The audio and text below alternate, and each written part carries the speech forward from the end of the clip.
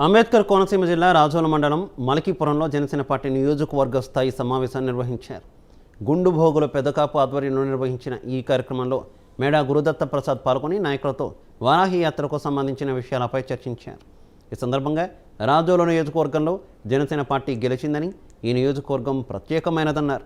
అనంతరం రాజోల వస్తున్న పవన్ కళ్యాణ్కు ఏ విధంగా స్వాగతం పలకాలనే విషయాలపై చర్చించారు.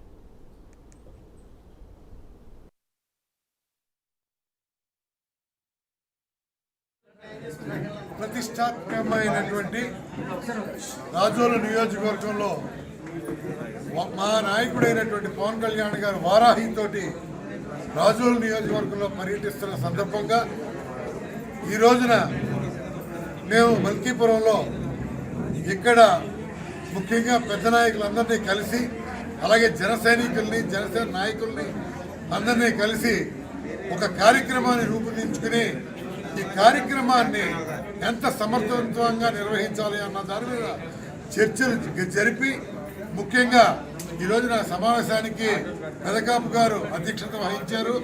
మేము ఆయన అధ్యక్షతలో ఇక్కడ ఉన్నటువంటి జన సైనికులందరూ కూడా మరి ఏ విధంగా ఆహ్వానించాలి, ముఖ్యంగా జన సైనికులు అలాగే జనసేన నాయకులు, ఇక్కడ ఉన్నటువంటి జనసేన నాయకులు కూడా చాలా చక్కగా స్పందించి ఈ కార్యక్రమాన్ని దిగ్విజయం చేశారు.